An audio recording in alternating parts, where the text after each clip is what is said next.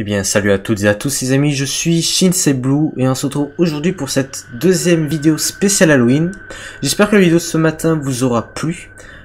Pour cette deuxième vidéo, ce ne sera pas un gameplay mais plutôt un creepypasta. Donc pour ceux qui ne savent pas ce qu'est un creepypasta, c'est une histoire un peu effrayante, j'ai envie de dire. J'espère que celle-ci vous plaira. Date de 2016, il s'intitule Une histoire pour effrayer mon fils. Je vous mets le lien en description pour ceux qui aimeraient le lire ou en lire d'autres. Et c'est parti, bonne vidéo. Fiston, nous devons avoir une discussion à propos d'internet. C'est ce que j'ai dit à mon fils alors qu'il était sur son ordinateur. Il était en train de jouer à Minecraft sur un serveur public. Il était absorbé par le jeu, les yeux rivés sur son écran.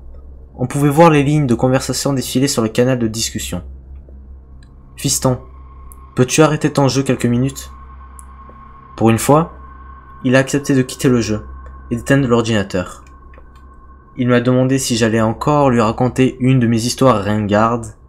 J'ai fait semblant d'avoir le cœur brisé en lui faisant remarquer que d'habitude, il avait l'air de les aimer, mes histoires ringardes. Il avait grandi en écoutant mes histoires, qui parlaient d'enfants rencontrant des sorcières, des fantômes, des loups-garous, des trolls. Comme beaucoup de parents, j'ai utilisé ces contes pour, en quelque sorte, apprendre la prudence à mon fils. Les pères célibataires comme moi se doivent d'user de tous les outils mis à notre disposition pour l'éducation des enfants. Il a gentiment dit que ça lui plaisait quand il avait 6 ans, mais que maintenant, il avait grandi, ça ne lui faisait plus peur, et qu'il trouvait même ça un peu stupide. Il a ajouté qu'il voulait bien en écouter une quand même sur internet, mais seulement si je la rendais vraiment très effrayante. J'ai un peu hésité, mais il a rappelé qu'il avait 10 ans, et qu'il n'était pas un froussard, alors j'ai dit que j'allais essayer. On est descendu dans le salon, et j'ai commencé à raconter mon histoire. Il était une fois un garçon nommé Colby. On pouvait voir la déception sur son visage, il avait l'air de se dire « Encore une histoire de gamin de papa ». Colby s'était connecté à internet, et avait navigué sur plusieurs sites pour enfants. Au bout d'un moment, il avait commencé à parler à d'autres enfants, via des jeux online ou sur des forums. Il s'était lié d'amitié avec un autre garçon de 10 ans, nommé Helper23. Ils aimaient les mêmes jeux vidéo et les mêmes séries. Ils rigolaient aux blagues de l'un et de l'autre. Ils découvraient de nouveaux jeux ensemble. Après plusieurs mois d'amitié, Colby avait offert 6 diamants dans le jeu sur lequel il jouait alors. C'était un cadeau très généreux. L'anniversaire de Colby s'approchait à grands pas et Helper23 voulait lui offrir un super cadeau dans la vraie vie.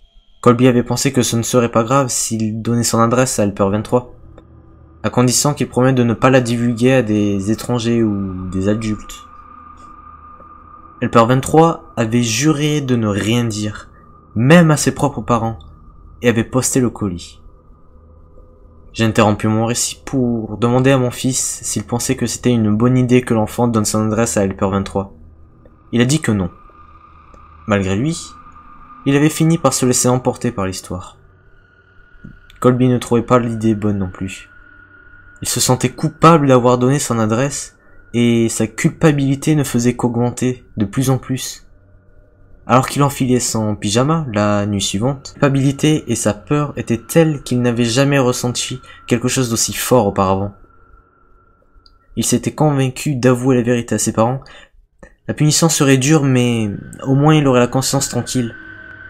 Il s'est glissé dans son lit en attendant que ses parents viennent lui souhaiter bonne nuit. Mon fils savait que la partie effrayante allait venir. Malgré ce qu'il avait dit avant, il était quand même un peu angoissé et agrippait fermement mon bras. Colby entendait le moindre bruit dans sa maison.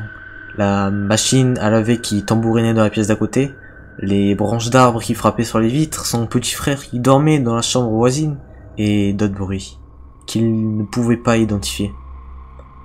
Puis les bruits de pas de son père qui s'approchait de la porte de sa chambre. « Papa ?» avait-il dit nerveusement. « J'ai quelque chose à te dire. » Son père a alors passé la tête dans l'entrebâillement de la porte, mais l'angle de celle-ci était bizarre. Dans l'ombre, il semblait que sa bouche ne bougeait pas, et ses yeux n'étaient pas normaux. « Oui, fiston ?» La voix n'était pas normale non plus. « Tout va bien, papa ?» a demandé Colby. « Oui, oui, » a répondu le père, toujours avec cette voix bizarre. Colby s'est enfoncé dans la couverture, inquiet. Maman est là ?»« Me voilà !» La tête de sa mère a émergé en dessous de celle de son père. Sa voix semblait fausse, forcée.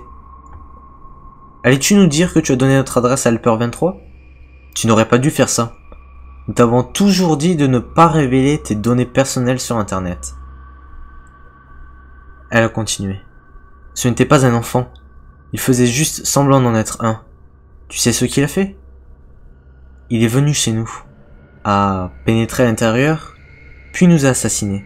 Tous les deux. Juste pour passer un bon moment avec toi. » Un homme a alors émergé de derrière la porte de sa chambre, tenant dans ses mains 2 têtes tranchées. Un homme a alors émergé de derrière la porte de sa chambre, tenant dans ses mains 2 têtes tranchées. Colby hurlait et halétait, tandis que l'homme, laissant tomber les 2 têtes sur le sol, dégainait un large couteau, et s'est dirigé vers le garçon. Mon fils avait hurlé également. Il se protégeait les yeux avec ses mains, mais l'histoire ne faisait que commencer. Après plusieurs heures, le garçon était quasiment mort, et ses cris s'étaient transformés en pleurs. Le tueur avait alors remarqué les lamentations d'un bébé venant de la chambre voisine. C'était un régal pour lui qui n'avait jamais encore assassiné un bébé, et était alors enthousiaste à cette idée. Helper 23 a retiré le couteau du ventre de Colby, le laissant à l'agonie, avant de suivre les cris dans la maison, comme un appel des sirènes. Dans la chambre du bébé, il s'est approché du landau, et a pris le nourrisson dans ses bras. Il s'est dirigé vers la lumière pour mieux le voir. Alors qu'il le tenait dans ses bras, les pleurs du bébé se sont arrêtés. Il souriait. Helper 23 n'avait jamais encore tenu un bébé dans ses bras, mais il le berçait comme s'il avait fait ça toute sa vie. Il a essuyé ses mains ensanglantées sur une couverture, afin qu'il puisse caresser la joue du bambin. Et coucou toi. La lueur de sadisme dans son regard s'était éteinte, laissant place à un regard bienveillant et chaleureux. Il est sorti de la chambre, l'a nommé William, et a décidé de le ramener chez lui pour l'élever comme son propre enfant. Une fois mon histoire finie, mon fils était visiblement troublé. Entre 2 respirations saccadées, il a balbutié. « Mais, papa, je m'appelle William aussi. » Je lui ai fait un clin d'œil complice, tout en caressant ses cheveux. « Je le sais bien, fiston. » William est remonté dans sa chambre en courant et en pleurant toutes les larmes de son corps, mais au fond, je pense qu'il a aimé l'histoire. Fin de ce creepypasta. Franchement, il était pas mal. Il était assez original. Original pourquoi? Parce que c'est une histoire en fait dans une histoire, j'ai envie de dire. Dans le sens où moi je vous raconte une histoire et dans cette même histoire le personnage raconte en fait une histoire. La chute aussi était vraiment pas mal parce que je vous avoue que je m'y attendais pas. Par moments c'est un peu malaisant parce qu'il y a quand même pas mal de détails. Alors la question qu'on peut se poser c'est réel ou inventé? C'est-à-dire que on pourrait se demander si le père a vraiment inventé cette histoire pour faire peur à son fils, ou si celui-ci ne racontait pas juste le passé de son fils William justement. En tout cas, ce creepypasta, j'espère qu'il vous aura plu. N'hésitez pas à me dire en commentaire si vous avez aimé ou pas, et pour quelle raison. Moi je vous dis à très vite pour de nouvelles vidéos, passez un très bon Halloween, salut!